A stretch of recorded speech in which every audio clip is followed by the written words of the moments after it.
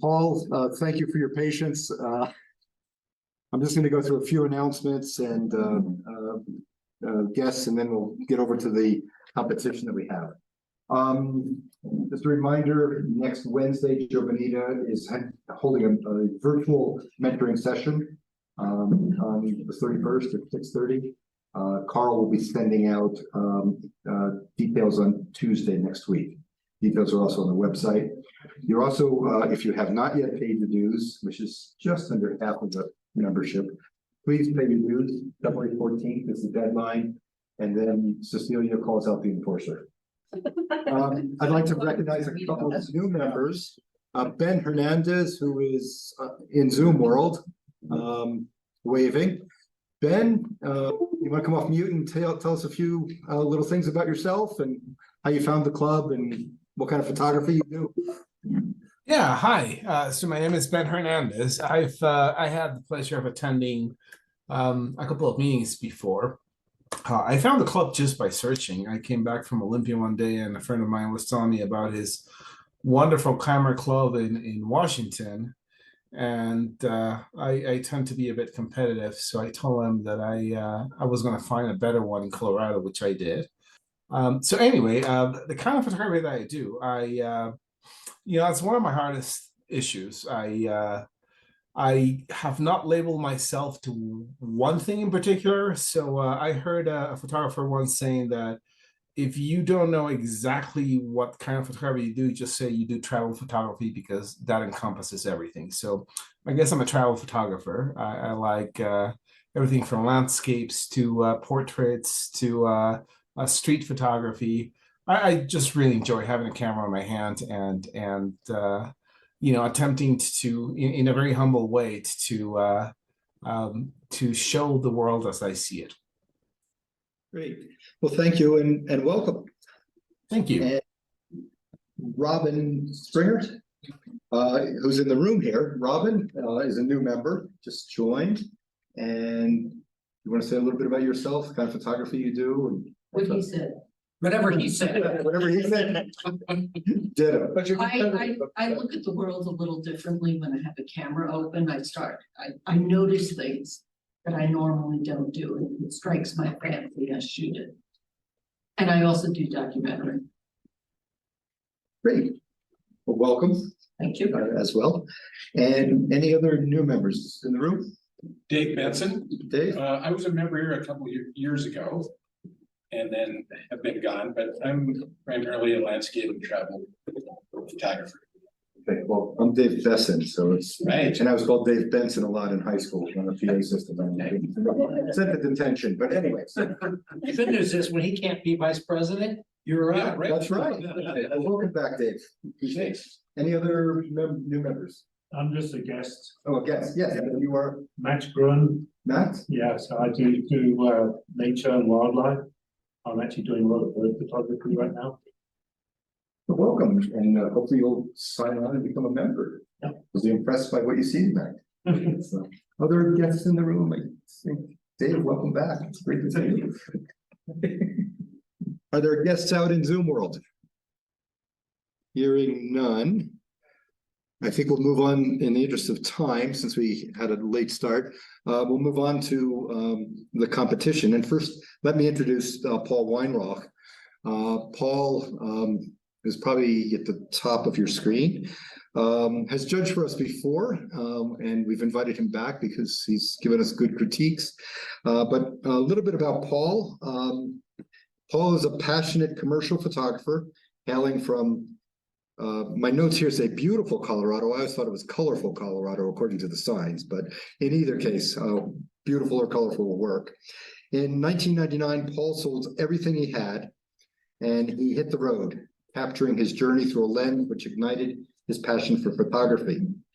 While his photography skills let him express his creativity, his true calling is to be of service to others. When he's not buzzing around with a cup of coffee being the department chair of the Visual, Audio, and Media Arts Department at Red Rocks Community College, or co-directing the Colorado Art Awards, Paul can be found capturing imagery for his commercial and advertising clients. Occasionally, Paul does need to unwind, and on his time off, he goes for long runs, cooks up a storm in the kitchen, what time is dinner, Paul? And spends quality time with his family and friends. During the summer or winter, you'll likely find him scaling 14ers and taking in the stunning, beautiful, and colorful Colorado scenery. So Paul, thanks again for offering to be our judge this evening.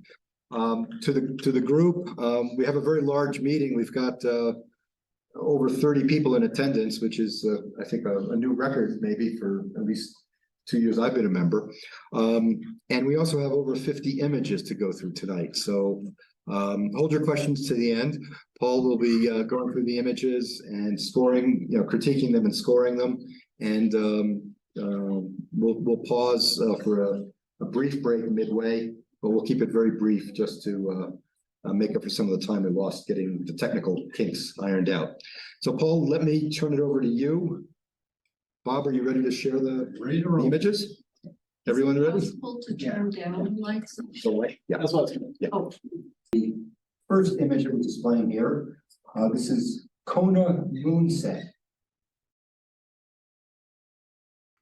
Now, Paul, we'll turn it over to you. Awesome. Well, hi everyone. Again, I'm grateful to be here. Y'all always do some amazing work, and really, I'll try to get through each image in about a minute and a half. Again, just remember, sometimes my critiques can be nice, sometimes they can be mean.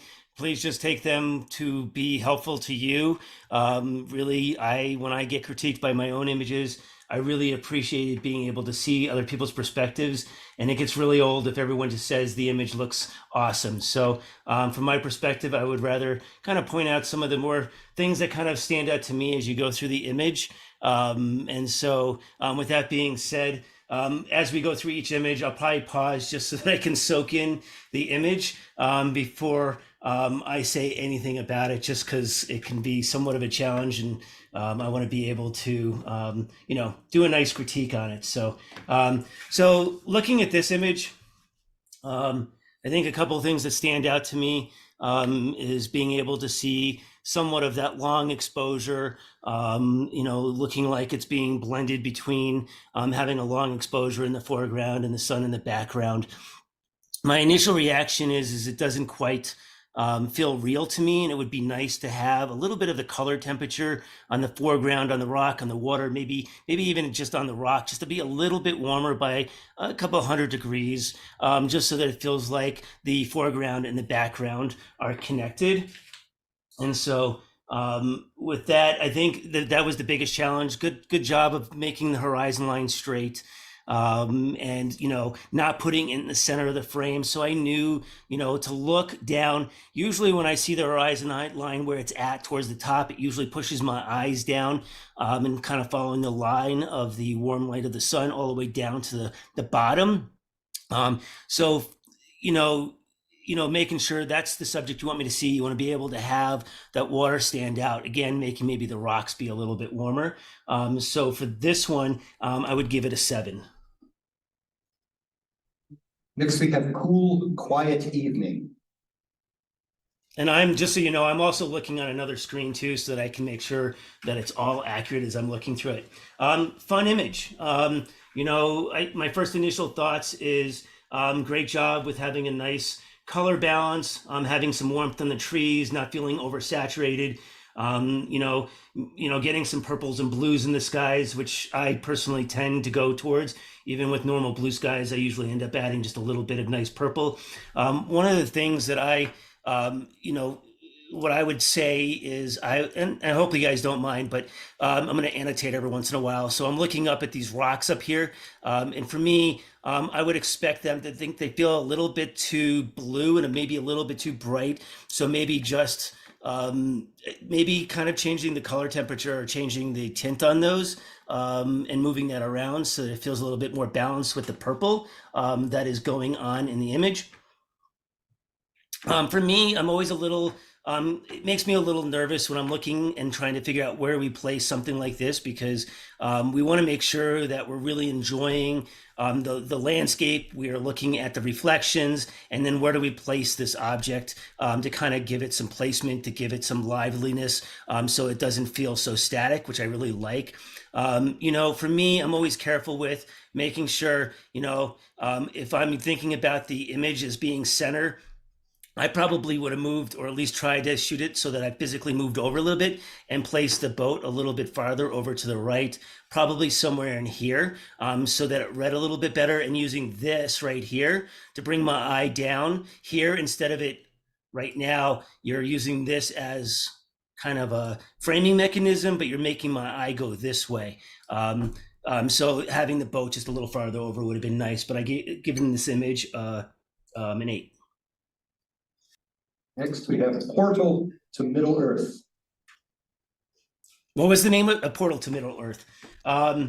So I did briefly look at these images earlier today, and it's always interesting when I quickly go through a set of images. And when I first looked at this image briefly amongst all of the others, and it's just because of the way my eyes were doing it, my eye actually keep coming back to this image, and zoom's not for me doing this image justice. The greens are not quite as saturated as what I'm seeing over here. It feels a little bit harsher from my point of view. But when I first started taking the images, I'm like, this is a nice image. And the more I looked at it, the really for me, the beauty kind of came out. For me, it's a very romanticized image. It has some beauty to it. The greens are holding well for me. So they still look realistic. And the bridge feels soft. And I love that it's really building for me this really hard circle right here. So it was really nicely done to be able to build a circle and be able to create an object here that really kind of completes itself, which I find to be very interesting. And overall, for me, to be able to kind of create this romance and this softness, but still maintain the blacks and the whites that are in the image, I think was really done really nicely. So for me, I gave this one a 10. This image is By His Stripes We Are Healed. So generally, when I start thinking about flowers, and I start thinking about, what is of interest here, I start thinking about maybe the impact it's having on me through narrative and what's the story. And it's not just another flower image. And I really appreciate the ability to be able to kind of create the the dynamic lines going at a slant, making the image not so static and making it visually more interesting, but not overwhelming, that it actually draws my eye away from the subject of the flowers. So a lot of times what I see happens when the background gets too busy, there's too much contrast, too much repetition. Sometimes your eyes will actually go to the background and kind of flip the figure ground. So it's really nice when a photographer can take something, make some really interesting visual objects repeating itself over again, but still be able to use correct exposure on the foreground of the flower, which still really has some nice soft lighting, and really kind of add some beauty to it, but have that nice light behind it, and not having the diagonal lines going all the way to the top, but partially in a place where it still feels heavy. And I like having overall, it's nice having more of these diagonal lines than not up here. So I kind of built some weight down towards the bottom, which really kind of gives me the ability to feel like I'm in this position. I don't need to see more of the really more of the flower, the green below it. And so for me, and again, I'm not a huge fan of just seeing flower photos, but I would say overall, this was really well done for me, and gave this one a 9. New England Autumn. My first initial reaction is, what is the narrative? What is the story? Why am I looking at this image? Is it about me, about participating in this image? Is it about looking at vertical lines? Is it about looking at some of the other shapes that are going on? Am I looking at the triangle here? Am I looking at this line over here? Am I just looking at the vertical lines here? So for me, I'm having a hard time finding a subject. And so this definitely helps, right? Having this here is making my eye go up this way, which is great. And then also having this triangle pushes my eyes over this way. And then, and it's all drawing my eye to this one branch right here. And is really that the most important part of the subject? So for me, changing the angle, moving it around a little bit might have been useful, because I don't know if this is the most important thing in the image. Maybe, you know, from my perspective, I'm probably thinking, well, as a photographer, I'm probably going to really want to look at the colors. I really want to look at how each of the vertical lines interplay with one another. I think would have made it more interesting. But with the way that the diagonals and the triangle that you created is pushing my eye a little bit too much to the thickest tree there versus all of the others. So maybe I'm going a little wider, maybe going in a little tighter to really push the vertical lines, so we still had some color. And the other thing that I noticed looking at this image, and again, Zoom's not doing it well, for me, the image is slightly out of gamut. It exceeds, the greens are probably exceeding and probably wouldn't print well from a printing perspective. And so I would have toned down the greens just a little bit. I think the oranges and the yellows are fine, but the green feels like you know, there's some chemical reaction that's happening to it. And so for me, just desaturating the greens would have been nice, just a little bit. And I will give this one a 6. You're on the Pacific. So, you know, I guess my first couple thoughts as I initially look at it is it's nice to have a kind of a monochromatic image.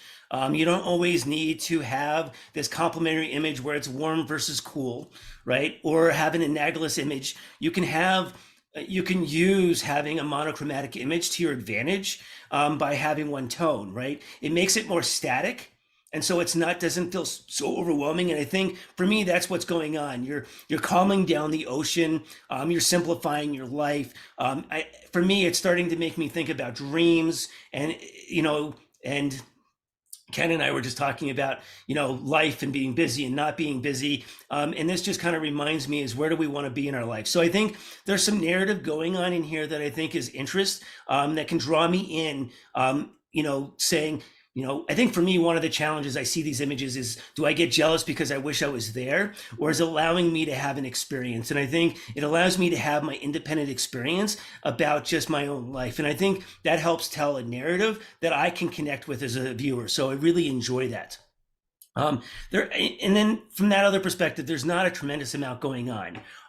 You know, there's some nice lines here, nice gradual lines, which kind of creates some of that gentleness and that motion of life, and then really kind of having this nice gentle water where it's not quite as heavy as the ocean coming in, or whatever body of water that is, and then having lines that are just kind of leading up here.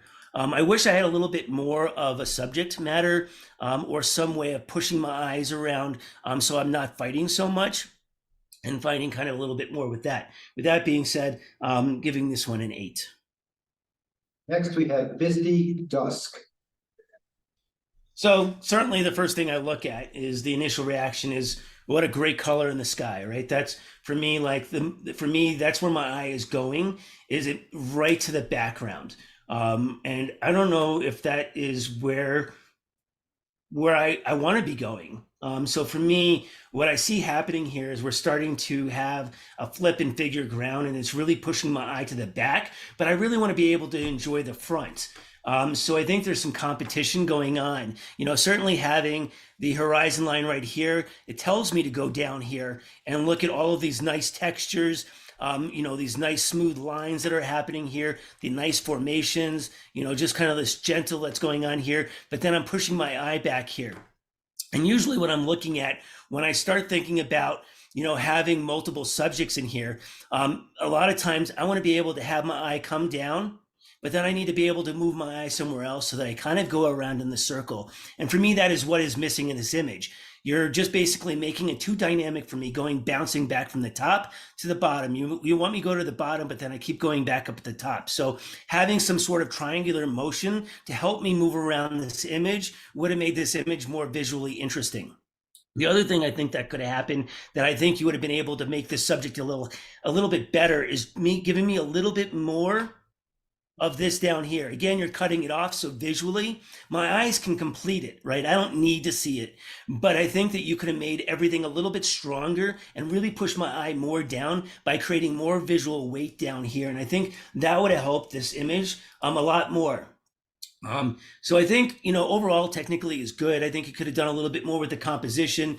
Certainly, the lighting is a little flat in the front because it's sunset, the sun's going down. I might have waited just a little bit longer to shoot this one, or played with the color temperature, and then trying to figure out what is the story here. What should I have here? Is it the repetition of shapes?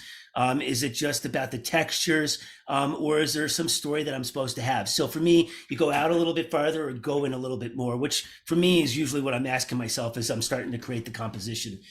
So for this one, I gave this one an 8. Trail Ridge Elk. So again, this one, what's interesting is I'm not always using an animal picture. I see a lot of animal pictures. I see a lot of people, especially in Colorado, being able to take a photograph of animals, and because they're for us, for me, they're ordinary. I'm always in the mountains. I'm always getting to experience them. So how do we take a picture of an animal which creates a new story, a new narrative that I don't always see? And so certainly I can see that the image it's not as saturated. It definitely has some desaturation in it. So I think that kind of adds some interest to it. I don't mind that. And I think, thinking about depth of field here, right? Making a decision from a depth of field to take this, have the animal back here, having it repeating, but having it slightly out of focus so I can have some comparison between the two. And for me, what I really like, and I'm not a huge fan of having things in the center, because then it becomes two competing halves, but having this animal out over here creates some visual weight. So it makes it a little bit more dynamic. It makes it more interesting to look at. You're also having the horizon line, which isn't completely straight here. So also you're making more over here and less over here. So I think you're doing a really good job of kind of going back and forth, and I have things to look at. And then also having the background back there, seeing the mounting, being able to make the decision to have only a little bit of the sky back here, also bringing your eyes straight down. I think it makes it an interesting story and a different way of being able to represent animals in the mountains, which I think is entertaining. Certainly adds some creativity, and it's creating a style and aesthetic. So for me, being able to look at multiple of these images, I might even be able to figure out who the photographer is, which is a lot of times what I try to do in my own work as a photographer. How do I create a style so it doesn't look like everybody else's, so that I can take an image and someone can see it and say, you know what, I want to hire them because they have a certain aesthetic, and it's going to make me stick out with my own client, with them as their client. So I really enjoyed this image, and I gave this one a 9. Iceland's Crystal Majesty. So I like the use of, taking the subject that you have and putting it down in the bottom. This opens us up to be able to have some negative space, and be able to take and put ourselves in our position. So as a viewer, it allows me to feel like I get to participate with the subjects in the shot, so that my eyes are going up this way, and be able to feel like I get to experience this like they are. And so I really value that, to be able to let the photographer allow me the experience to participate in this. So I think for me, that is really helpful. And then by having this over here, it helps offset just having this, these black objects, these two people, which create a lot of visual weight, because we normally look at people. It is darker in the image. And so having this helps create balance between these two sides. And so it makes the image a little bit more static, so it doesn't feel too dynamic, which becomes overwhelming to the viewer. And then, of course, for me, being able to say, oh, look, there's water back there, there's stuff happening. We have lines going up this way to kind of really help me, guide me into the pathway of being able to look at the image throughout the entire area. And then also telling me here, also using this as a framing mechanism to be able to look down, which helps me participate. For me, where I think the image could have been stronger is who knows, if I would have been there and how it would have been changed, or if I would have gotten the same image. But it becomes a struggle because, and I know it feels like they're probably windy, they're having a hard time standing out there. but I don't know if I'm really getting to understand that. So for me, I probably would have wanted to see her back so that I feel like I'm looking at them, so that I'm not stopping my gaze right here at them and trying to figure out what's going on. They work great. And I think I probably would have just used more of their back or waited till they turn, or maybe they're looking this way. But for me, I think having both of these subjects would have been useful, having them look at the water back here. So for this image, I gave this 7. On sunset. So when I first initially look at this image, it feels over-processed. I know that we have some aerial perspective. Certainly as we start to get farther and farther away, one of the ways that you can separate your foreground and your background is by having that haze, where slightly back here, it gets a little bit less contrasty. The foreground here has a little bit more contrast. It's one of the ways as a photographer that we get to allow to create some more three-dimensional space in a two-dimensional space. And so having that can be useful. But for me, I always have to be a little careful because it flattens it a little bit. But then up here, we see all these really strong blacks, and I get really confused as a viewer. So I would expect that not to be so black. I think that I would have used the dehaze tool just a little bit. I don't mind having some of that. And the blues feel slightly off. It feels slightly too saturated in comparison to the foreground. The foreground feels like the blacks are a little bit too heavy. I would say in general, when I get shots like this, it's probably because I've shot slightly at the wrong time of day. The sun's not where I quite want it. Certainly trying to bring back some of the information of having where the light is behind those mountains can be somewhat of a challenge.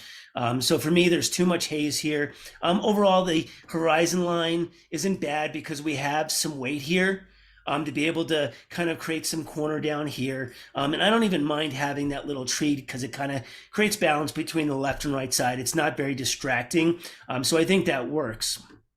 For me, it just goes back to there's just slightly too much haze, a little dehaze. We're adding a little blacks in that background. It would have been a little bit more useful. So I gave this one a 6. Road trips. My initial reaction, fun, because these can be hard, and for me this doesn't look staged, right? This looks like a photojournalist is out there trying to get the shot. It's certainly a challenge and a struggle to be able to think about, how do I get the subject? How do I make sure that the background makes sense? Like, I'm able to isolate the subject because you don't have control over what's going on in the scene. So, for me, taking a lot of images, moving around a little bit, and thinking about it. And again, from my point of view, I'm doing sort of an editorial image. I'm probably not going to be processing this a lot. So I have to consider, what are the things in here that I don't want to take out? If it's being used for a newspaper, I'm not going to be able to just alter the image because there's things that are giving me problems, things that are moving my eyes certain ways. So I think from that perspective, well done in being able to capture an image that feels very authentic and not set up. And getting people looking and smiling, I think is really useful.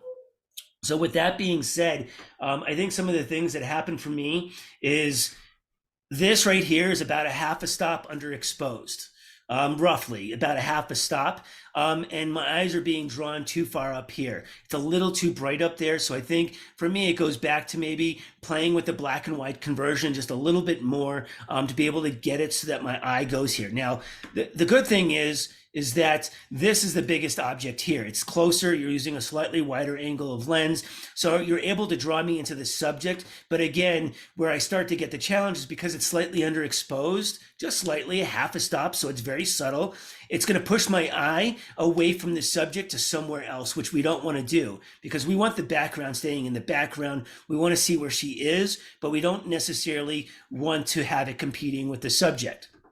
A couple other small things. Having this come out of the head is probably not the best thing to do, right? Just having this little line here can be distracting. It becomes humorous, and I don't think that what the shot is wanting. Little things like this is like you have this nice clean space here, and then you have this just one little divot or screw or whatever it is. Sometimes that may create issues. So, when I'm starting to set up for a PJ shot like this, I'm looking at the background. So I know that if I move over a little bit and then wait for the shot of where she's in position, would have helped me coordinating that.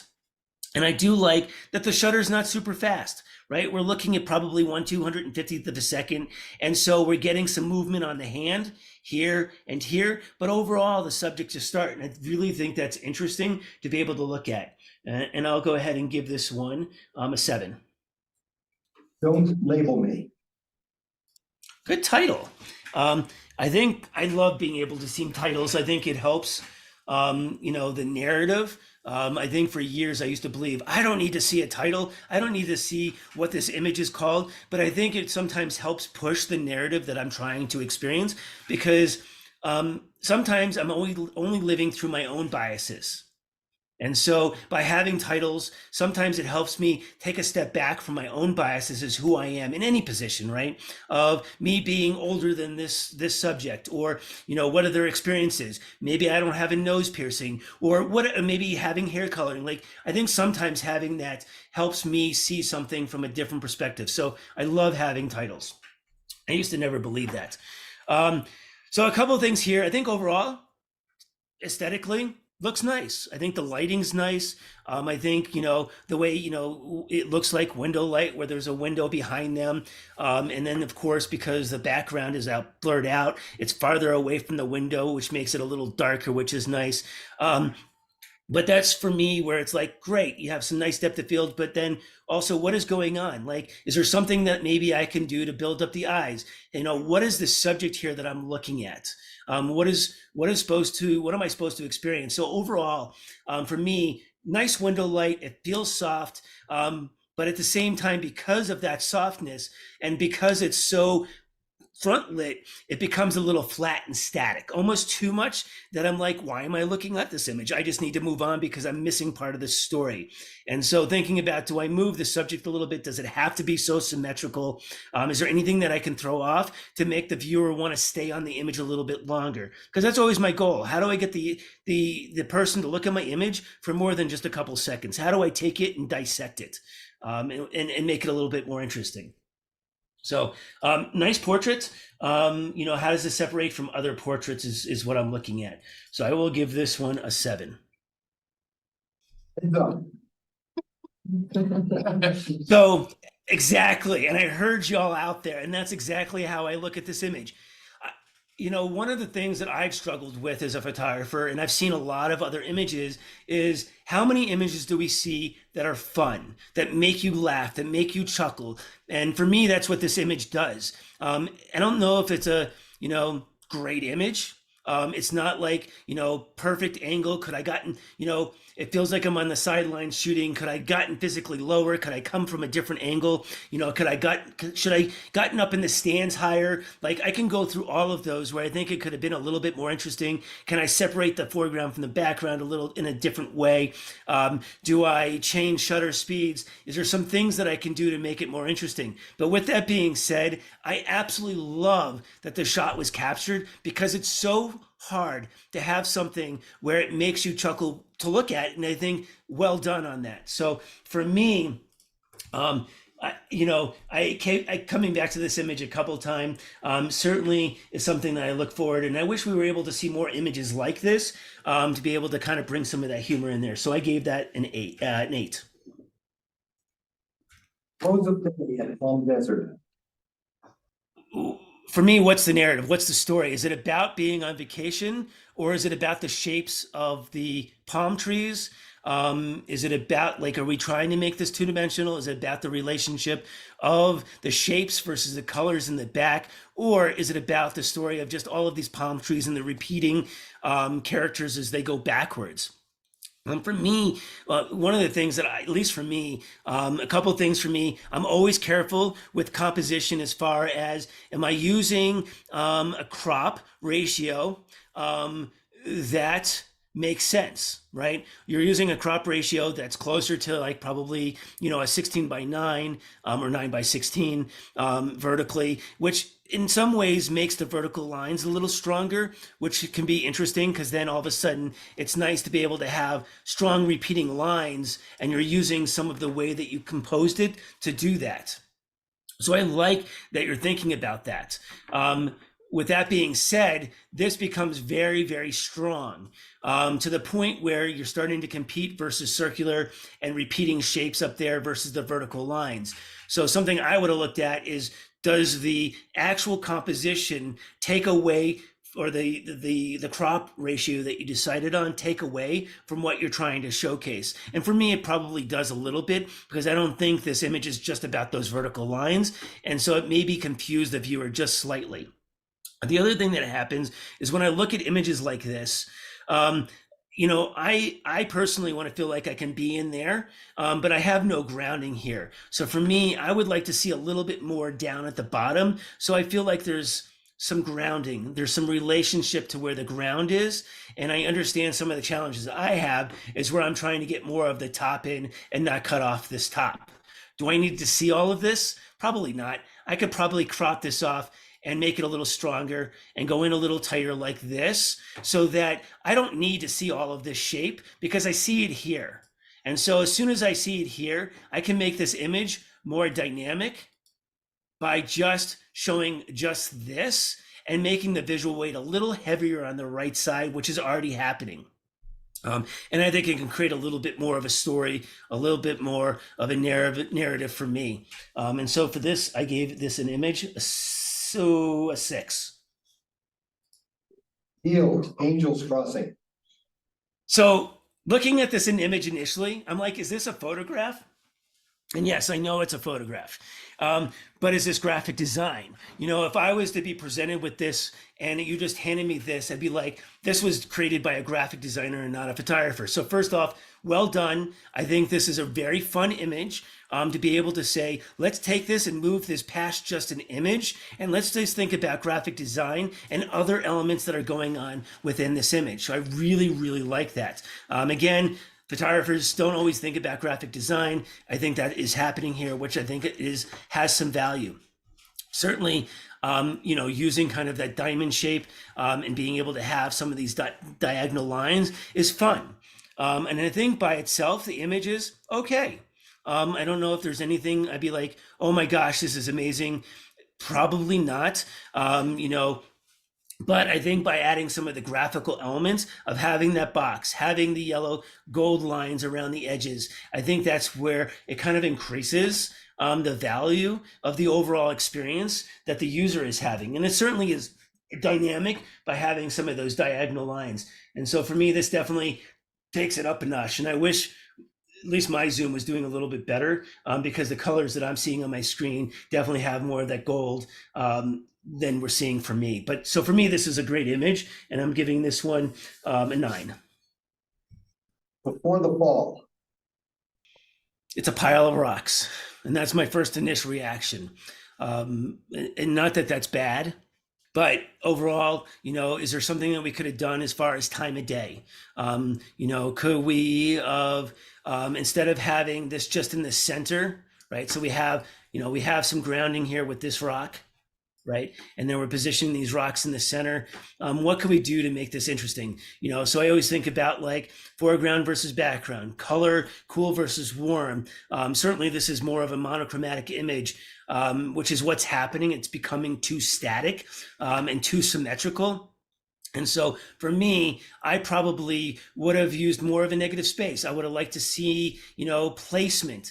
Do I take this structure when I'm shooting it and put it more down here so that I have more of this empty space up here to really push my eye down to this area with this particular kind of structure? Like, when I go out to photograph a pile of rocks, which can be interesting for sure, is how can I do this image different? What is my unique value proposition as a photographer that's going to separate me from somebody else? And I was just talking about this in the business class as far as like, what can I do to identify myself differently than every other photographer out there? So usually I'm trying to think, how can I shoot this in a different way from them? The other thing that I would say that kind of points out to me is this color right here is starting to mix with this color. And so I would have had more separation between this here because it starts to integrate, and I want to see more separation. So maybe physically going higher, maybe shooting from a slightly different angle. The other thing that I'm seeing here is this right here is overly blue. There's something going in here that was not quite processed properly when it was processed. So there's some really blue things going on that are really detracting from the image that makes it feel fake. And so for me, this image is a 6. Podcast. This image lets me digest for a little bit. I have some opportunity to really explore this image. Being able to look at the repetition in the shapes, and being able to look at each object and how they interrelate with one another. What are the similarities? What are the differences? What else is going on? Like, I'm really wanting to explore the image, how the photographer was able to separate these objects here from the background art. But again, for me, at what point is it my photograph, and at what point am I capturing another artist's work?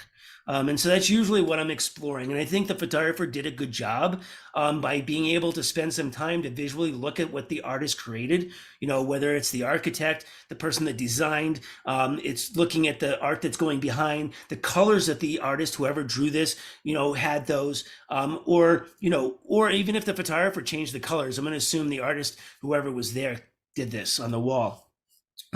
And so always making sure that we're not stealing other people's art is very important to me, right? Because I don't want to claim something and say, look at how awesome my image is, when really I'm basically patting myself on the back for somebody else that somebody else did, like the artist. So when I'm doing stuff like this, I'm making sure that I'm doing this in the way that I'm pushing my own photography forward and not just being able to ride on some other artists on their awesome work. And I think the photographer did it here by being able to really go straight with these lines here. I think makes it of value. Where you actually decided to compose the image, I think is really interesting as far as where do you place. Sorry, I'm moving my. So I think where you composed it was really nice. Having on the right side where the brick's a little darker versus the left side. So I think we have some visual weight.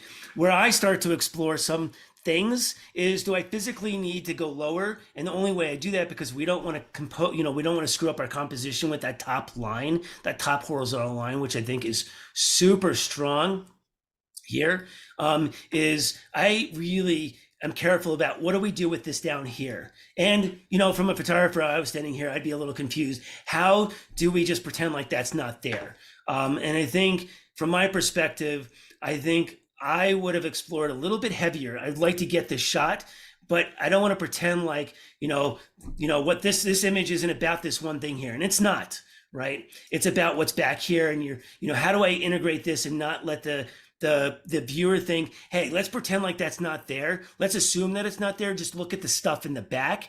And I think that's, for me, does a disservice to who the viewer is. And so I think that making sure we're spending time on how to integrate something or doing a better job of working with this, right? And so I would have probably spent a little bit, I don't know what I would have done as a visual artist and a photographer to kind of deal with that. But I think overall it was done really well, and made sure not to steal somebody else's art. And I appreciate being able to see that. So for this image, I'll give this one an 8. Arm lost on street crossing. So this one's kind of hard for me to look at in the sense of it's only 1400 pixels. And so it was cropped more than I think it could have been. And so it's starting to lose some of the quality of the image, because if you crop too much, then all of a sudden you're going to start seeing the pixelation that's going on. And from my end, I'm starting to see some of that happen when I look at the image. I'm looking on a 1920 monitor. I have 2 different monitors, but on the 1920 monitor, if I'm zoomed in at 100%, it felt like it was cropped a little bit too much. I don't know if it was, and I don't know what camera it is, but it's starting to lose some of the sharpness on the edges of the image. I think the other thing for me is I think you need to allow, at least in this particular image, the viewer to be able to create somewhat of its own story and not just slap it in the face with, let's just send you here, right? I think that there's so much brightness going up here. It would have been nice to have some highlight up here. So it's creating some balance and creating a little bit of tension to bring my eye back and forth and not have all of that brightness down there for me. And I think if I would have seen this image at full resolution, not cropped in this way, I think it could have been a better image. And so for that, I gave this one a 7. Fun at the beach. Fun at the beach, boy. I love the haze and what's happening behind it. What a great way to be able to separate the foreground from the background, to kind of have that mist happening back there, losing the contrast of the blacks, making it flatter, pushing forward to the subject, to be able to look at the blacks and the legs of the child and the hands really kind of makes it more of a rich image for me. So I really appreciate that. Certainly taking the time to watch where the person is kind of really using this leading line to the subject here makes it interesting. Using enough people that this actually becomes a framing mechanism, so your eye goes down, and this space isn't important, and you're telling me that with the way you put the subjects here. So using my eyes to go down is really interesting. And then to kind of create kind of this wave motion, I think is really nice, and it really adds to the story of having this experience that this child is having here, which I think is fun. Again, having the background feel slightly desaturated, but then still getting some nice colors on the purples. And for me, because if you have that haze, it feels natural. You know, having the saturation on the child here with the nice purples here and the pinks doesn't feel like you took and desaturated everything else in the image and only left the subject saturated, which I think is a really nice compliment, because, and I don't know how the image was processed, but for me, and it's not all desaturated down here. We have some warmth and some yellows and maybe a little bit magentas down there as we're looking at the image, which is really nice. But having the nice saturated colors, not overly saturated, and then having the desaturated elements again helps separate the foreground and background. If I was doing this, I might have considered maybe, do I need to see all of this down here? Is this helping lend this to the narrative? What happens if I crop this? Do I need to help that? Do I need to have the viewer look down that way? So for me, I probably would have cropped in just like that, just a little bit more, because is there a reason to come down here? Maybe it's helping with this line. I may have tested it out. Maybe it is helping, but I at least would have tried it. So visually interesting image, and I'll give this one an 8. Nature's abstract face. So, when I look at the image, what is the purpose? Is it about the textures? Is it about the shape, the U shape that I'm seeing? Is it about, maybe is there eyes here? Is this kind of like the overall face? What is happening for me in this image that's going to make it visually interesting? On my screen, it's a little bit more saturated, what I'm looking at here. The oranges feel like they're going a little too far for me. It might be exceeding the dynamic range. And for me, I'm always looking at, can it print? I'm looking on a monitor that's probably a little bit better than the average consumer. If I'm putting it on a monitor that exceeds, the image exceeds the ability of the monitor, do I start to lose detail in certain areas of the image and it just kind of loses those textures? So for me, I probably would have dialed back those oranges and those reds just slightly, so I didn't lose some of those textures that are in there, which are visually nice. So again, thinking about the composition, can I go in a little tighter? Can I go a little looser? Is there a way that I can maximize the nature's abstract face as the title? And having this title certainly helps me create a little bit more in it, because I actually see several faces besides the one. I see some eyes here, I see a nose, I actually see a cat in this image, surprisingly enough, down here, and then I also see some eyes in here, and I start to think of Lord of the Rings as well. So you're creating some interest there for me. Not a horrible image. Some of the rating feels worse than it is. As you can see, I had lots to say about this image, but I gave this one a 6. Itchy. What is the unique value proposition for this image? What makes this different than any other person that's going to the zoo or to a location where these birds are, whether it's in a different state? What can I do to make this image different? And so for me, that's initially what I see, I ask myself, because, I've seen a million of these images, maybe not quite in this position, but what makes this interest for me, it feels more like a vacation image than it does like thinking about how can we really push this shape here. You know, how are we going to use the reflection down here to make this more visually interesting? Do I get more of that so that it becomes like this dynamic range of going between here and here? How do I force the viewer to go back and forth? And see something in a different way that viewer has never looked at it. How do we give this viewer a new experience of a bird like this in water like this that they've never seen before?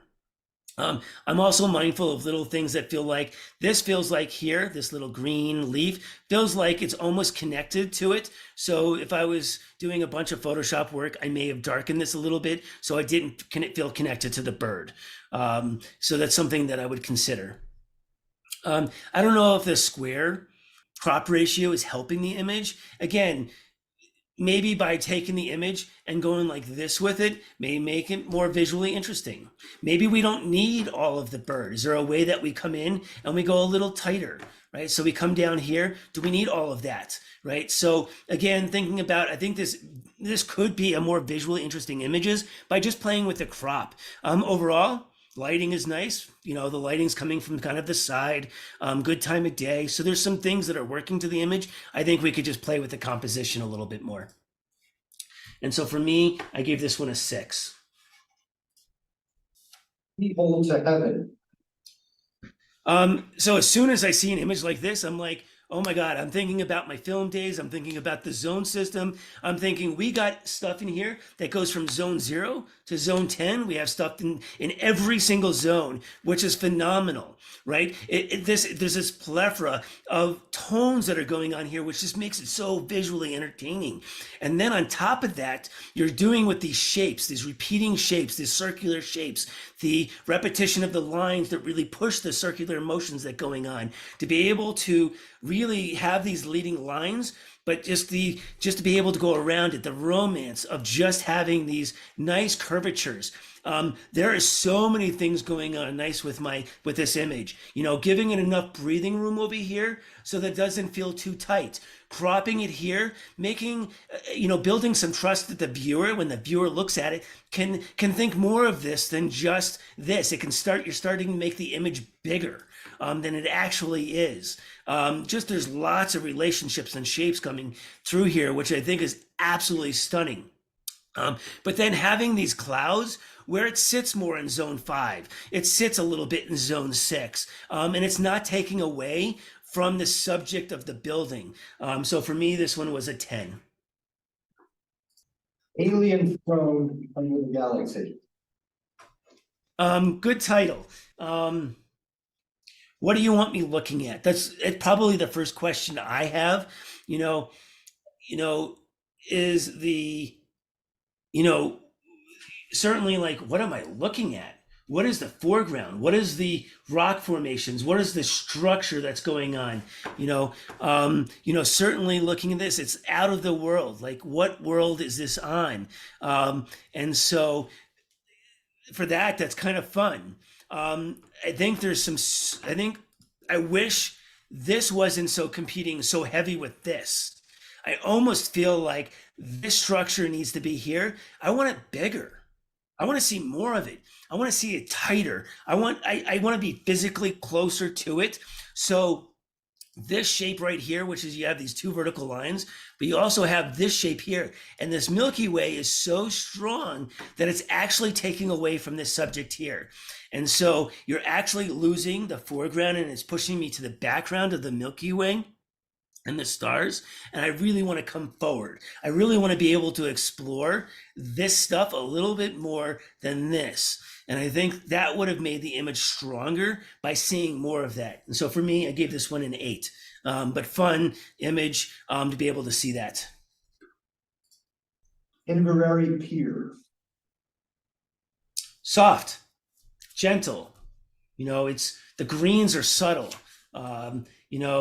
The greens are slightly desaturated, or at least it feels like it. The oranges on the bottom, and again, I'm looking on my monitor, which looks slightly different than my other monitor with Zoom. Those oranges and yellows are starting to come out, but not too saturated. And there's not so different that it doesn't feel real on my end, And I think that's really nice. And then just having some of the background where we have, maybe it looks like rain a little bit, or just some of that fog that's back there, kind of adding to like this romanticized view of what it's like to be on this lake, the ocean, or wherever we happen to be able to be part of this experience. The other thing is thinking about, where is my eye going, right? So we have kind of this U shape down here, my U shape right here, right? So it's building this foundation to build and have my eyes go up. You don't want to make it all about the boat. By having it off to the side really far, I think it helps being able to make sure that your eyes not just going to the boat, but the entire image of the landscape. Even having this line come here, I think helps build another framing to come up here. Having the V's come down here helps pull your eye out to this. So there's lots of things going on, even this huge V that's here. So really nicely done. I do see this image a lot. Or an image like this. And so again, always asking myself, how do I do something different that has never been done? With that being said, overall, gorgeous image, and I give this one a 9. Autumn Welcome.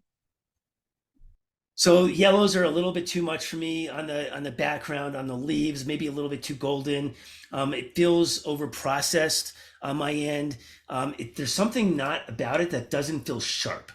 I think the image is actually shot sharp, but there's like, the door feels muddy. The overall, like the lines here, it feels like it's just getting muddy, and things are just starting to blur back together. Almost in some ways, kind of feels like a painting, but it is sharp. And I think maybe it goes back to maybe the way it was processed in the colors. And the other thing that I start to notice down here is these greens feel too over processed. It feels like the I don't know how to, like there's like a chemical that got poured on it and made it like this green, and it's going to come alive like the Hulk. So for me, being subtle and being careful with going too far out. The other thing is there's some really gorgeous light on this tree over here. You can see some nice shadows. And so my eye does want to come over to here, but you're telling me that this is actually the subject here because you've isolated and used some of this nice smooth areas to push my eye up here. And it's more about the door. So I feel like there's some competing things. You have this really nice light, you have the flat light going back here. And so for me, the image is not quite doing it for me. So I would give this a 6. Walking in the Dunes. Walking in the Dunes. Great time of day. Gorgeous colors. It's warm, it's subtle. The background, you can see the haze back there, which is nice, but there's something going on right here that feels like it's been processed too much. On my screen, it feels like there's some weird greens that are happening right here that definitely there's something weird going on back here. Right here, there feels like there's a little bit darker blacks. So the background, there's something going on with that back corner. With that being said, the foreground here has some gorgeous color happening all in here. Gorgeous shapes, being able to see this nice flowing motion, not cropping it off, giving enough breathing room to really build and create some depth of that shadow. And then really being able to look at these repeating lines to really pull my eye back here. Having that strong shadow here really kind of helps me move my eye up here to put myself in the traditional rule of thirds, right? So thinking about those rule of thirds is really kind of helpful, but then also using this dark triangle to really kind of isolate the subject that is so small. So there's some really nice things that are going on here. I look at this image, and of course I'm looking on my 4K monitor, which is 27 inches. This is something that I would want to see. And I think having the image at 27 inches actually does it a disservice.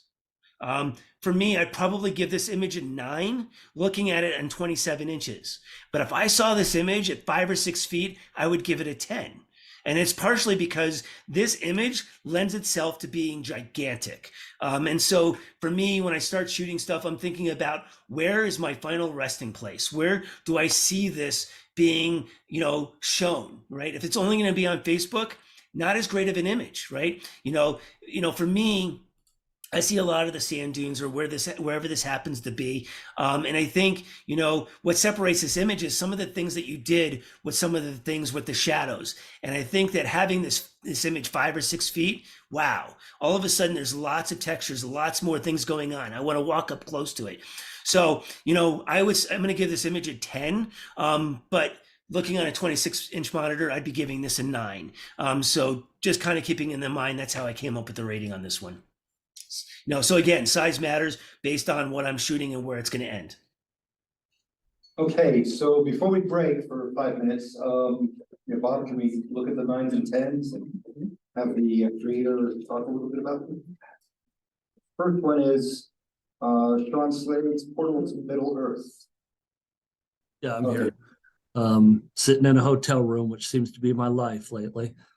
But yeah, Paul, thank you very much for the comments and the score. This is Molten Falls, which is southern Washington, kind of below Mount Adams area. But when I walked up, it was on a gray light, flat light day in the fall, and just one of the most serene scenes I've ever been to. So I tried to add a little bit of Orton effect to the vegetation areas to soften them up, and then just the imagination, as you pointed out, the circle that the bridge and the reflection make, and what's around that bend, just kind of threw my eye into this scene. So thank you very much. Thanks, Sean. Next, Bill Williams, By His Stripes We're Healed. Yes, I got a new camera, and it had a focus stacking feature on it. So I thought, let me find something that would require a lot of focus stacking and concentration on focusing. So I would often actually bought the flower and came back and set it up on my kitchen table and photographed it. And as I was going along, I realized that time went on or whatever, and the sun changed, and that's a louvers in the door that caused the background on this background that I put in there, and I saw that, and I went, that's really adds to the picture. So that's how it all came about. Thanks, Bill. In a good biblical pattern. Next, we have Trail Ridge Elephants. It's by Dominic Aducci. Yeah, I took this in August and finally got around to actually looking at it. I kind of forgot what it looked like, and I ended up liking it a lot more than I remembered. And I tried a few different versions where the background was in focus and then out of focus, and I'm liking the out of focus one more. But thanks for the comments. Thanks, Dominic. Next, we have Todd Lytle, Yield Angels Crossing.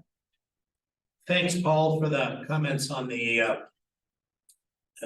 graphics aspect of it. I wouldn't have added those if it weren't an open competition, but I was looking for something. It's a very difficult shot to get. The planes are crossing at over 700 miles an hour, so their actually crossover rate is about 1,000 feet per second. And I've been shooting them for many years, and that's as close as I've ever got them to center. But I just wanted to do something different and fun. So I rotated it, obviously 45 degrees. That's not the angle I shot it at. I shot it where they're completely horizontal to the ground. Thanks, Todd. Next, Brian Donovan, Keyhole to Heaven. Thanks for the comments, Paul. This is a real modern looking building in Copenhagen that I shot last summer. Thanks, Brian. And Ben Hernandez, Inverary Pier. Ben, I know you're on. Yeah. Thanks for the comments. I was taking notes of all the stuff, all the wonderful stuff we were saying about everyone's work.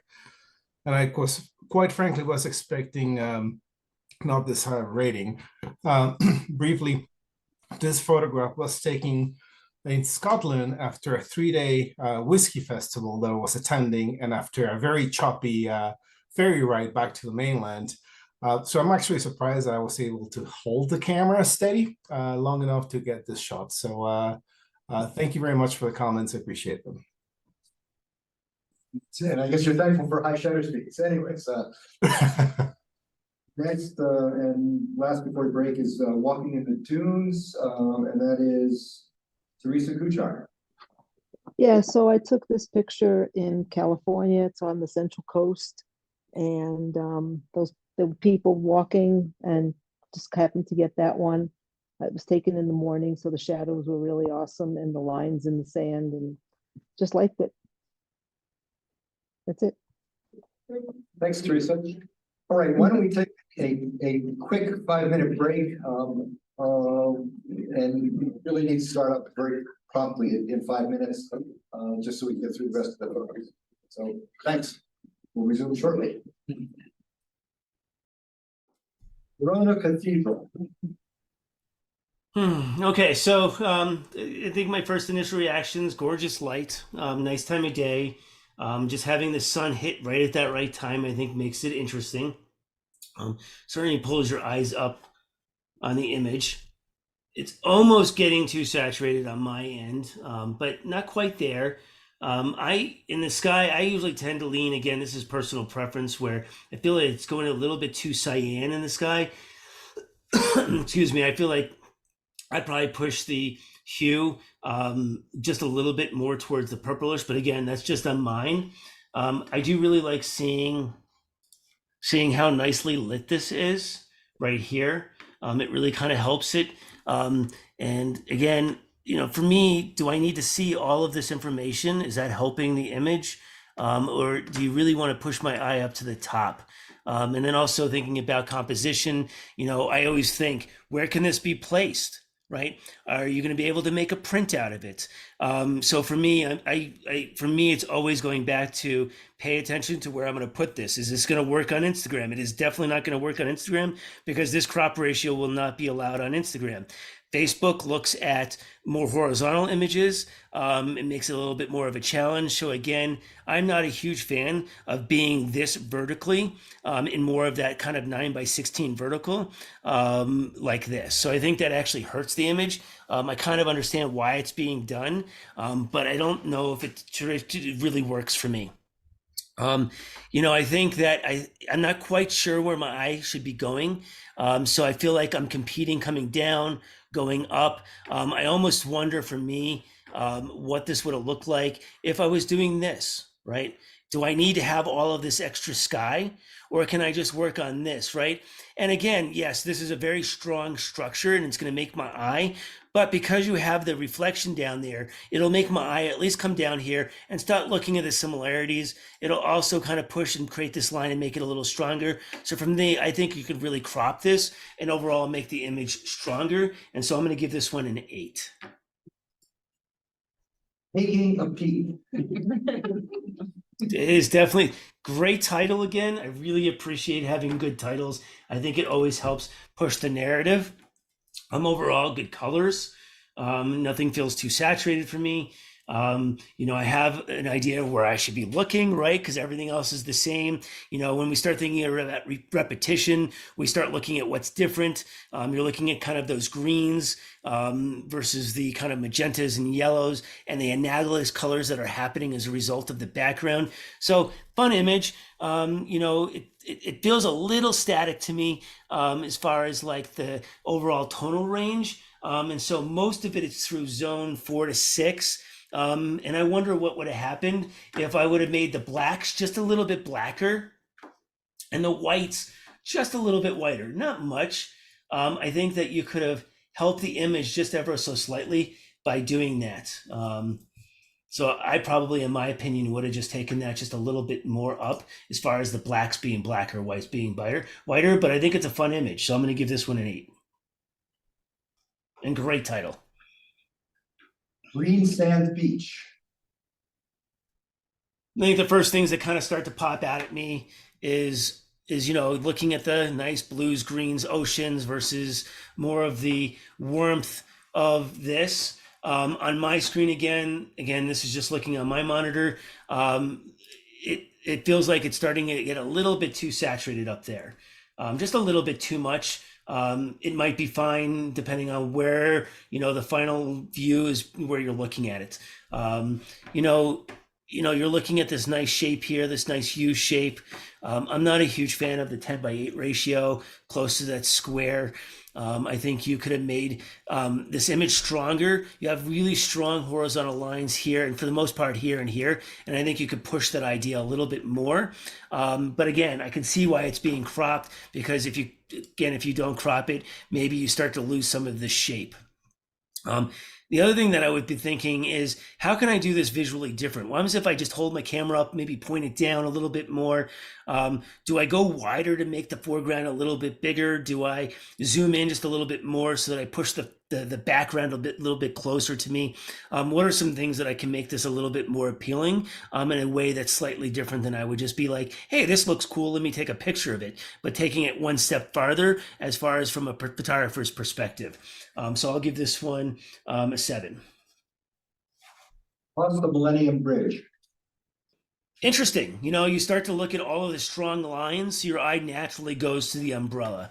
It's not quite in the rule of thirds, which makes it a little uncomfortable, which can be an asset to the photographer. Certainly having some of these shapes over here kind of offsets that one, which is kind of nice. Having these strong horizontal lines, kind of having the space in here. So there's some interesting elements. Also, the use of lens, the focal length that you use to really have some strong, heavy lines up at the top to really push the eye down this way. So there's some interesting things going on in the image.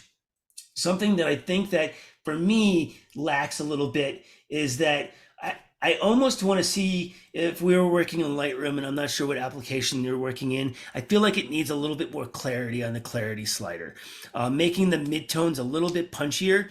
Overall, you have some decent blacks, you have some almost perfect whites, but I think right in the zone 4 to 6, it could have been a little bit stronger, and I think just bringing up the clarity a little bit more may help the image feel a little bit stronger. With that being said, I'll give this one an 8. Tribal Gathering. Great textures on the face, like really sharp image. Like I am talking, wow, what a great lens, nice looking camera. I'd like to say that, it's the photographer that makes the photography, but gear does help. Just really, really sharp on that skin. I can really see the pores. I think it really helps push the image forward. I feel like in this particular image, the image needs to be maybe just, I don't know, what happens if you go vertical with it instead of horizontal? Does it help it having this?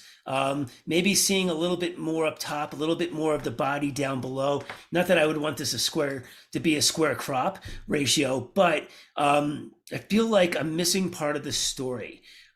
It's almost like, is there a story here in the face? If I cropped a little tighter, would it help? Maybe just coming in here, do I need to see all of this? Like, this is a design element, right? So we have this repeating shape, and is it competing with the face over and over again? Having that repeating element can actually hurt what you want the person to look at. So for me, I may actually consider just cropping this off, so that all of a sudden it becomes more about the face and the expression that's happening, and just who this person is, and telling more of the story of the face. And so for me, I think I would have increased the rating of this image just by cropping it differently. And so for this one, I gave it an 8. Fall into a Dream. I always like soft, dreamy waterfalls. How can you not like them? I think it's always fun to have these type of images. I certainly like shooting them. And again, how do we make this stand out? How do we, overall, I think the image, has some nice highlights. Having it on the darker side, but be able to still make sure those whites are white enough. I still think that as far as tonal range, I think you could have used the white slider just a little bit more to kind of really push those whites. You don't want to be too far because you'll lose some of that kind of romance, some of that dreamy-like experience of having that good, nice, water. Now, the other thing that I find interesting about this image is you can go too long with the shutter speed, right? For me, I can. You go too long and it starts to lose it. You go too short, it's starting to not create that dream-like effect anymore. So there's I think the photographer did a nice job of finding a good shutter speed, not too long, not too short, which is really nice. Also, having some of the nice greens pop out over here, right? So that we're not just going black, but some of those greens are popping out. The highlights in the leaves are really nice. And then using the strong rock down here to create some foundation for the viewer, to also make it dynamic, right? Because right now you almost have a kind of symmetrical image, but then you kind of slightly have everything on the right side, just ever so slightly. The rock is dark, but it has some visual weight, so it makes it more interesting. So in that respect, I think it was done good from a good position, as far as where you were photographing it from. Could I have gotten higher? Could I have gotten lower? Is there other things that maybe I could have done to make the image stronger? I don't know. I wasn't there. So I'll go ahead and give this image an 8. Summer in the high country. How important is that snow back there?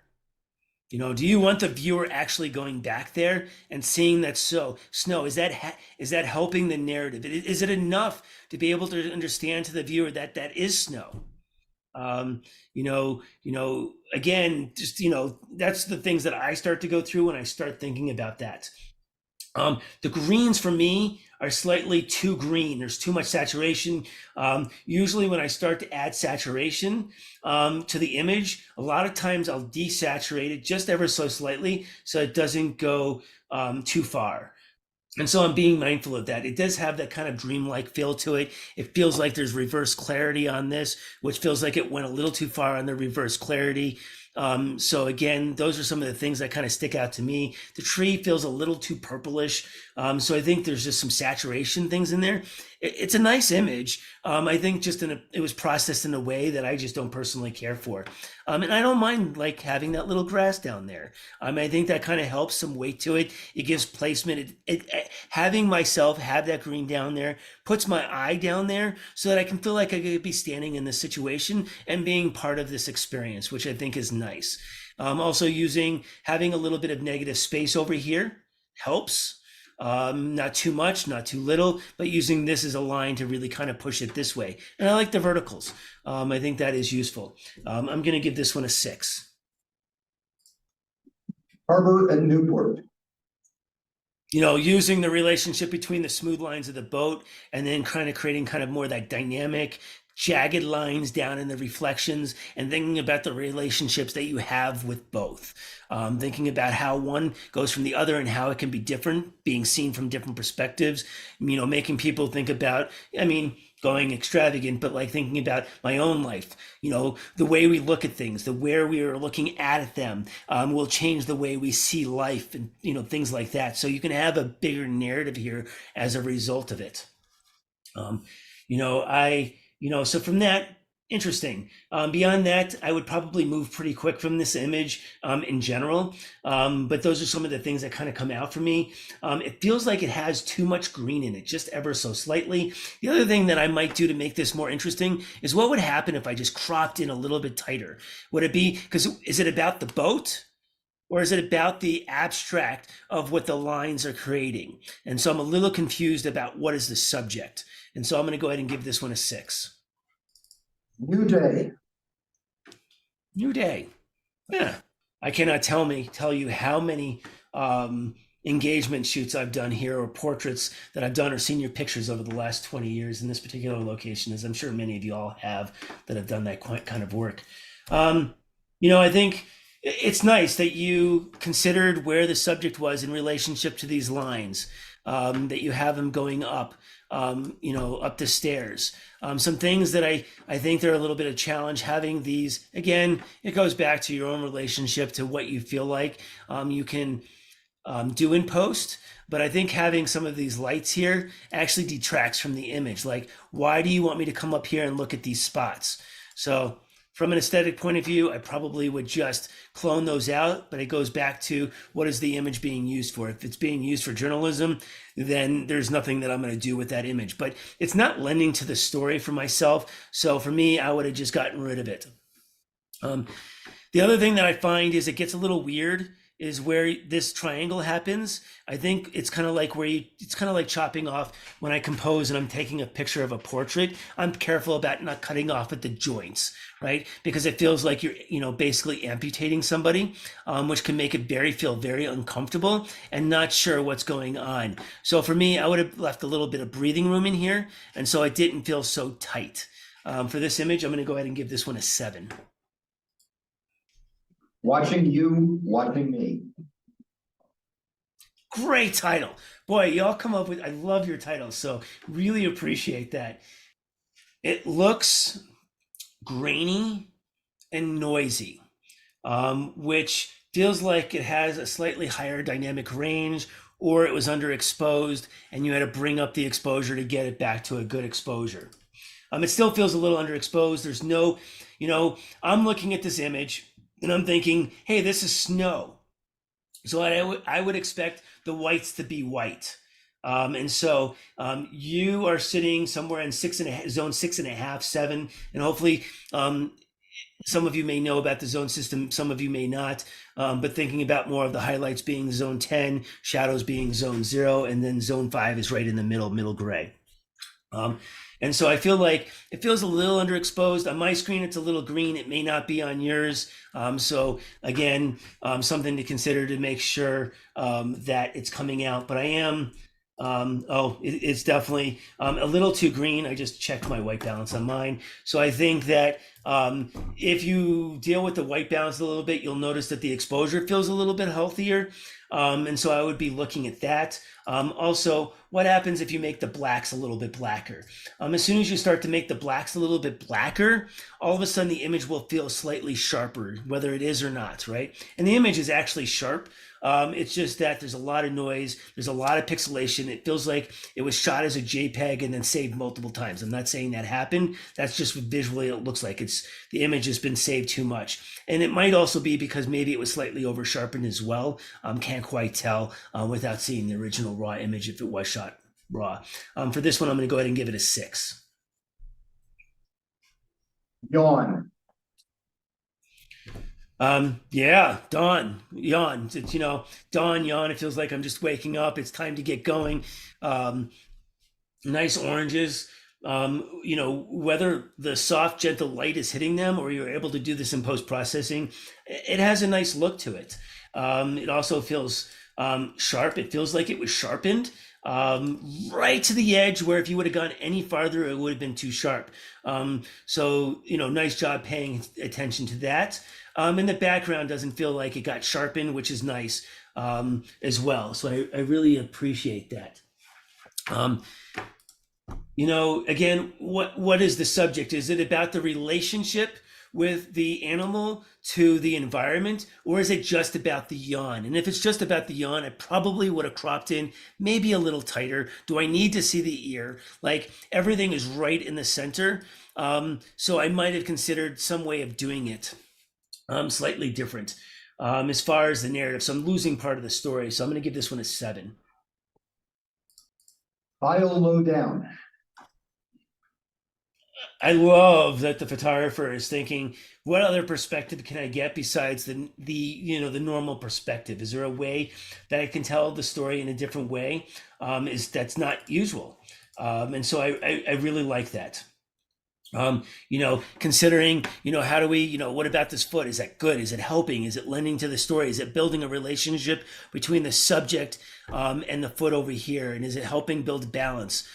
So again, not having this in right in the center, using this strong line to come down to the person, I think is visually interesting. Overall, it has a nice dynamic range between the blacks and the whites. I would be interested to see if you can do a little bit more with the blacks, probably, in the quarter tones between the shadows in zone 7 and zone 5, so that those shadow blacks, not the blacks, but kind of like more in the shadows, maybe here, if you could have made it a little bit richer, to have it a little bit darker in those areas. Think maybe with the image made a little bit punchier. The other question that I have is what happens if you go just a little bit lower to give me just a little bit more floor, just a tiny bit. And I'm talking, looking over here, and I'm talking maybe this much space here, maybe even half of that would have been nice to have just a little bit more to give me a little bit more there to be able to push my line up and to give myself placement. But I love that you got down low and just didn't do something like anyone else would. I'm going to give this one an 8. We'll leave the light on. So there's some weird grays going on in here where I just lose detail. If I was to guess, you took the highlight slider and you just pushed it straight to the left to bring back some information. If I was to guess, because I can see along the edges of these whites were blown out, there's some really weird grays happening in here where you just lose detail altogether. And I also understand this image does not have a lot of pixels. I know I'm looking at this image at 640 on my monitor, which also could create some images as what, some difficulties. But I think from my perspective, without seeing an image that's bigger, it's really hard to rate this one. And so I may give this a different rating if I would see this image with more pixels. So keep that in mind. Again, feels like it was over processed in the highlights. So I'm going to give this one a 6. October sky at Roxborough Park. I love this place. This is always fun to go and photograph. Looking at the richness of the oranges in the foreground, they don't feel too orange. Your sky, though, is getting a little too deep. It's going a little bit green because of the way that you process the image, so it doesn't feel very natural. And so I probably would tweak the sky just a little bit. I love all the wispiness of the clouds and the textures up there. And I love the interaction of what the shapes are that are happening there versus the foreground of the rock formations. Something that would have been interesting to see is it feels like, and again, it goes back to the narrative that the photographer is trying to tell, is that for me, you can see these two lines, and I always think of like when you look up at the sky, right? You can see the convergent lines of a building, and it starts to fall backwards. So my question to the photographer would be, what happens if we were to take in Photoshop or in Lightroom or transform in Photoshop and using upright tools to actually take and make the line straighter? It would have made these rocks formation stronger, right? And what would it look like to make that rock formation stronger? By taking those converging lines and actually using the upright tool in Lightroom to make them vertically straight. So that's something that I would have considered looking at this image, and I'll give this one an 8. Yellowstone abstract. Wonderful textures. Certainly looking on my monitor, I can really see the nice contrast of the highlights and kind of those darker, zone 3, some of those shadows in there to really kind of showcase what we're looking at. This is a great abstract. It's really about all of these jagged lines that are going in here and the relationships to each other. It makes me want to explore the image longer. So really well done. Having then also adding dimension to it really is helpful. So you've created an effect where it's multi-layered. And so by having this nice highlight here, right here, that's happening all in here as it comes down, is adding another dimension to the image. So it's not just about these shapes and these textures, but about making it more dimensional, making it more interacting or interactive by having that nice smooth line amongst all of those other jagged lines, which I really appreciate. And then thinking about where do you place that nice highlight that's right there in relationship to here's the down in the bottom corner versus how much weight do you put out here and where do you distribute that weight back and forth to make this a visually interesting image. Certainly if we would have taken this nice line here and put it more here, it would have become less interesting. So by having it a little lower in the image makes it a stronger image for me. And I will give this one a 9. Royalty. Okay. Zoom's doing a terrible job on my end, so I'm looking on my computer. Image is nice and sharp. One of the things I think about people in general, from my experience, look at areas of contrast. They look at nice light. So you photographed at a really nice time of day, but the subject is in shadow. And so, yes, there's some nice light that is happening down here, but that light's happening over here on the other side of the animal. And so you're losing me, like you're flipping the foreground background by putting the subject in the shadow and the nice light in the background. Because even here, like, look at all of that nice light that's happening here at that time of day, whether it's morning or evening. I don't know, but I really like that. And having the multi-layered of going from light to shadow to light to shadow to light to shadow to light is grilling all of these nice effects. But then you have the animal in the shadow area. It's a rule of thirds, which is nice, and I don't even mind having the rock back there because it kind of adds some weight to it. So I like having that. I don't feel like the animal's going into the rock. There's nice separation between the warmth of the animal versus the green blues of that background of that rock. So I don't think that's the issue. I think the biggest issue is dealing with the competition of all of these interesting visual elements in the background versus the subject in shadow. So I'm going to give this one a 6. Joy. Heck yeah, this is joy. Love seeing the smiles in Kid, and I think being able to grab those independent moments, and I always think of those moments in time by Henry Cartier-Bresson, to be able to capture that moment at that precise moment that you want people to be able to see. And so those are the things I start thinking about. The shutter speed for me is slightly an issue in this particular case. I don't always mind where there is a little bit of shutter speed, where it's a little slower, where the subject is showing some motion. And sometimes there's always that question, and is there any motion? Do you actually, the hand is a little out of focus from a slower shutter speed. Sometimes it works, sometimes it doesn't. And in this particular case, I would have liked a little bit sharper shutter speed from this particular image. I think a couple of things that I might have done differently is I think the crop could have been just a little tighter, not too much. And I probably went too far down there, but probably something like that to really kind of use these subjects and make a little bit more, at least from cropping it a little tighter, would make a little bit more negative space, making these subjects a little bit stronger, I think would have helped the image. So that's just some of the things that I would go through on this image.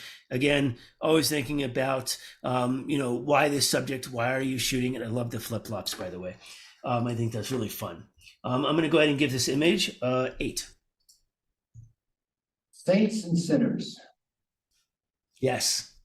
Building the relationship, and using these two, right? And I actually really appreciate, sometimes this will hurt an image because you split the image into two, but that's what you're forcing the viewer to do here, right? You want them to be able to go back and forth, thinking about this versus this. And so I think using this line actually helps with that relationship, to be able to talk about, here's the side over here, here's the side over here, like good versus evil, saint versus sinners. Even having these strong lines right here with these strong lines is super interesting. Beyond that, I think that we could have made this stronger. Do I need to have all of that sky up here? Does that add to my image? Right? Does this all to have, you have all of these textures down here in this area in the bottom left. Does that help further your story? Or do we take the image and make it a horizontal? Just like that. And then all of a sudden you're really building, and now you're making the sinners much bigger and you're pushing the saints back, right? So all of a sudden now you're like, it's good versus evil. It's saints versus sinners. The sinners are winning, or is the saints winning? Like, what is this? What is happening? So for me, I think this would have been stronger as a horizontal image versus this kind of more square crop, which I think makes the image more static. So for this one, I'm going to give it a 7. And again, sorry, go ahead. Well, go ahead, Paul.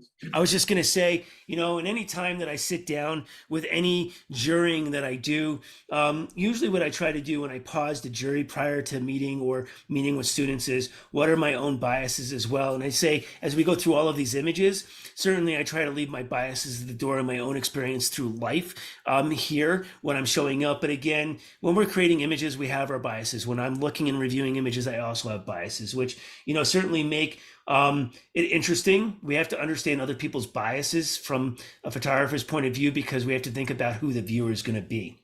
Okay. Image is low tide. Low tide. Love the desaturated values of this image. Almost, it feels kind of has, I personally cannot stand sepia tone. Drives me absolute bonkers to have this like brownish, and I feel like a lot of times it comes off muddy. Well done here. I feel like it's an effective use of sepia tone, although it's not pure sepia tone because there is some color in here, which I think is gorgeous. You know, it feels more black and white down here, maybe a little bit bluer, as I can't quite tell because I, of course, am not looking at the original image, but I love the sand. I love those desaturated values that are going on even back here. So I think what's nice for me is using a sepia tone to kind of create a foreground background of being able to push these rocks out by having some more neutral, more just neutral colors where they're not really going black and white. So I really appreciate that. I like having the light over here, using the shadow over here on the rocks over here, but also having that heavy visual of the shadows and the sides, but then using the highlights to be able to balance it out, as well as having this shape here, this shape right here versus this shape right here. So you have some reflection going on in a very different method, right? You're using the shape of this, but you're using the shape over here to have that reflection of the shape on the opposite side. Even though it's not a rock, it's just the water, there is that kind of like, here's the other side of this, because here is that kind of horizon line, which I think is kind of interesting. But then you have that horizon line up here that pushes my eyes down. So lots of very interesting visuals going on in this particular image. So I am going to give this one an 8. Hibiscus. It's hard to see on Zoom, but I do appreciate all of the textures all of the fine hairs that are going on in here. I think they're really interesting and sharpened well. And being able to see this. But again, for me, what is the purpose of this image? What is this going to separate from just doing a macro shot, something close up? How am I going to make this more visually interesting? What happens if I take this and crop it like this or something different? And I don't know if I like the crop that I just did, but is there a way that I can make this more visually interesting? So maybe it's coming deer. Do I need to see all of it? You know, do I start to build a relationship between the negative space? And I don't know if I'm going to like it or not, but something that I would play around with. And so for me, you're slightly off center. What would happen if you actually put it directly in the center where this right here actually goes over the center? So for me, I think this would be more visually interesting if you actually went out of your way to actually split it right in half visually for the image. So for this one, I'm going to give this one a 7. Anybody have a level? Anyone have a level? Another good title. What a great dynamic use of tonal range here. You know, having some nice blacks, building some weight down here, having a nice tonal range, and then up here where the light just goes softer. You know, all of this feels much more subtle. I'm still getting some great textures up in the ceiling, but really pushing me around.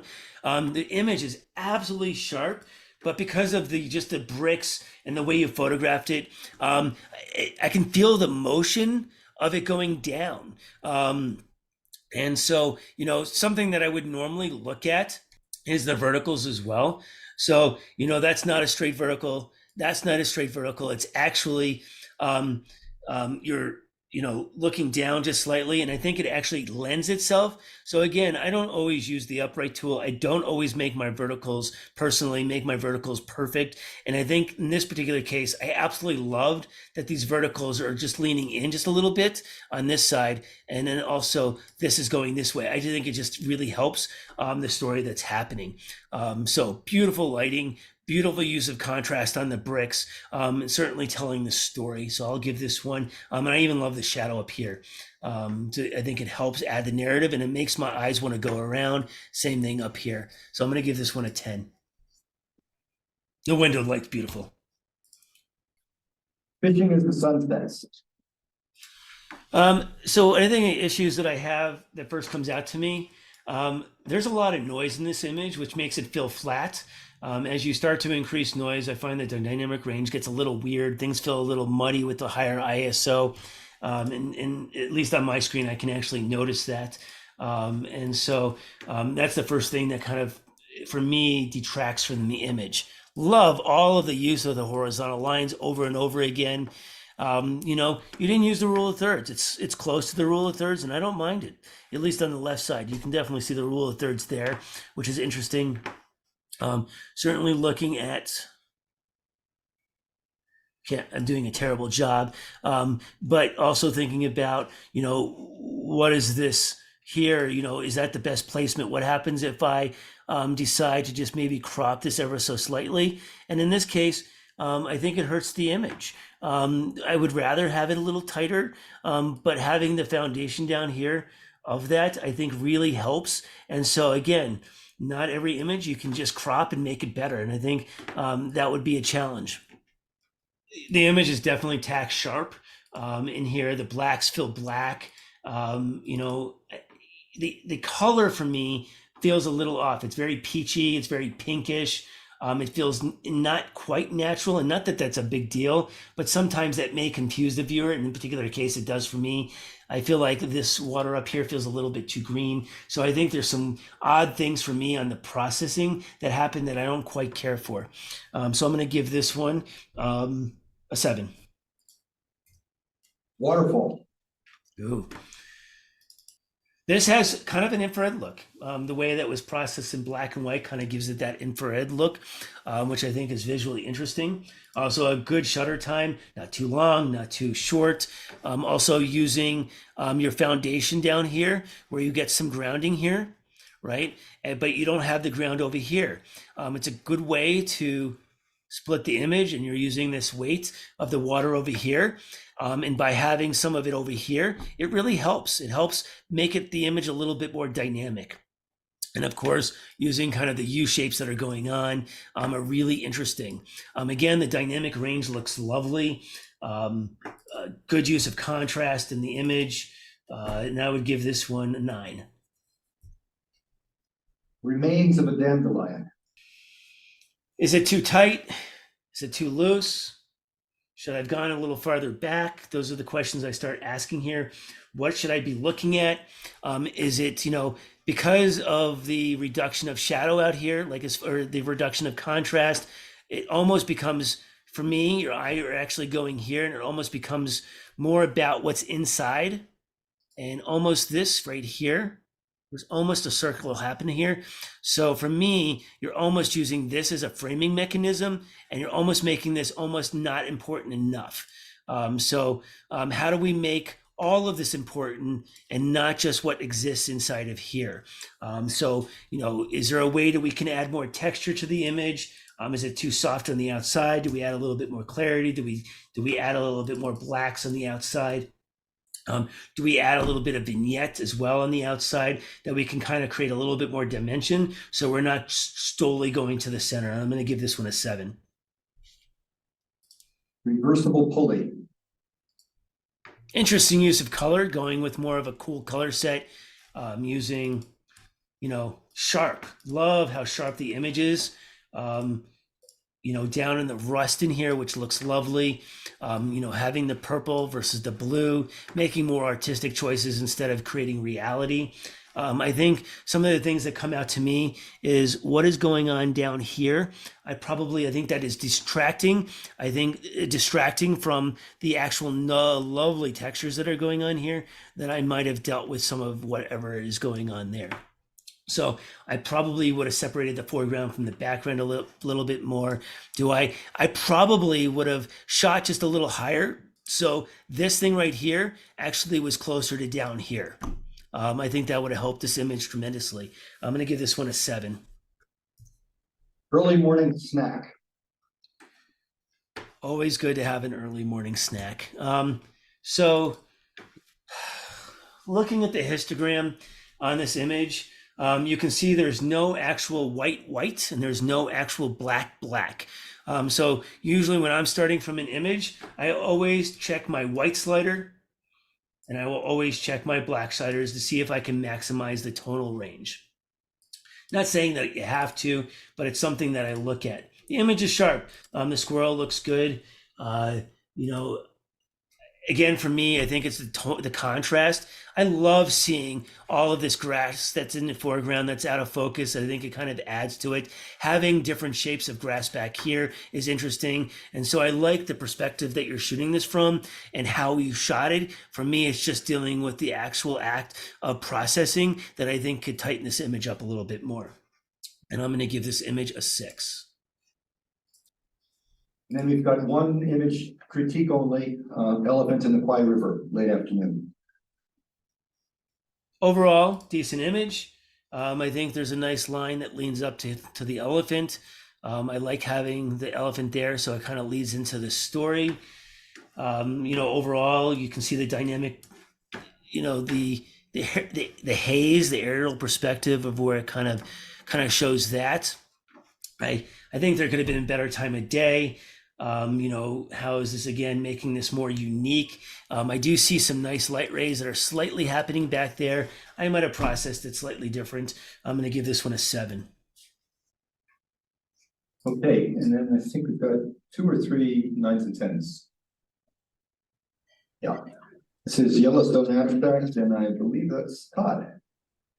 Yes, thanks. Yellowstone was on my tour across about 5 or 6 national parks last summer, and I was in Yellowstone. I did the whole faithful thing. It was a little bit crazy to look up and see 1,000 people at 7 o'clock in the morning.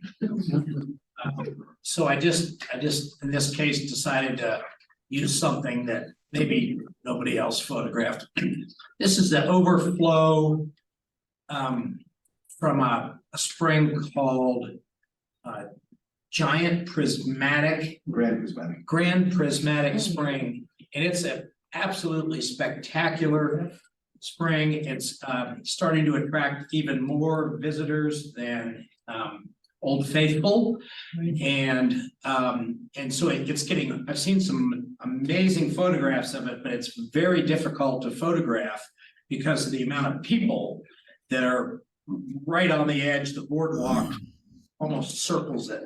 So this was just off to the side, and I just thought it was interesting. Is it water or ice? It's whatever all that Sediment and water. stuff that comes out of springs and flows. It's not water. I'm not even sure what the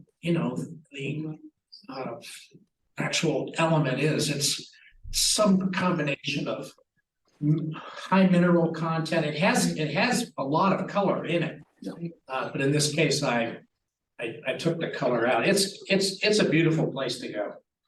Oh, travertine. Yeah, just don't go in July or August. It's brutal. Anybody have a level? And this is Brian Donovan. Yeah, so in contrast to the very modern Copenhagen building we saw earlier, this is a 17th century tower in Copenhagen. Once again, Paul, thanks for your comments. Gorgeous. And the last one is Waterfall, and this is Ben Hernandez. There is the unmute button. Yeah, once again, thank you. I do appreciate the rating. One of the things I love about photography is the stories that come with image. Sometimes you can tell that story with image. Sometimes it's just something that it's kept for you to know. This image was a bit of a challenge because from the parking lot to the waterfall, it was about a 1.5 hour hike. I got to the parking lot around 6 o'clock. This in Utah. So I had to pretty much run to be able to get some light. Halfway through the hike up there, I realized that I've left my phone, my headlamp, and all the good stuff that you always take so that you can make sure that you can hike at dark. So it was left in the car. So I literally got to the location, set up the tripod, grabbed one shot, and started running back. So thank you for the comments. I appreciate it. It makes my story even better. Thank you. Nice story. Great. All right, that is it. Got it. For his competition.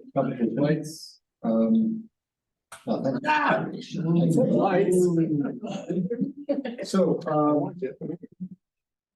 Paul, I just want to thank you again. And I once again also want to apologize to everyone for a late start. We just had some technical difficulties, which hopefully we'll not have next time around.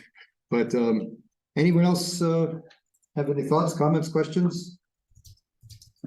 It's late, yes. Okay. All right, we'll wrap up then. Thank you so much, Paul, and thanks everyone on Zoom. Thanks for those of you in the room, and we'll see. Well, hopefully people will sign on to Joe Benita's talk next Wednesday, and then we'll see you for the program meeting next month. Very good. Thanks, Nick. Good night. Paul. There you go.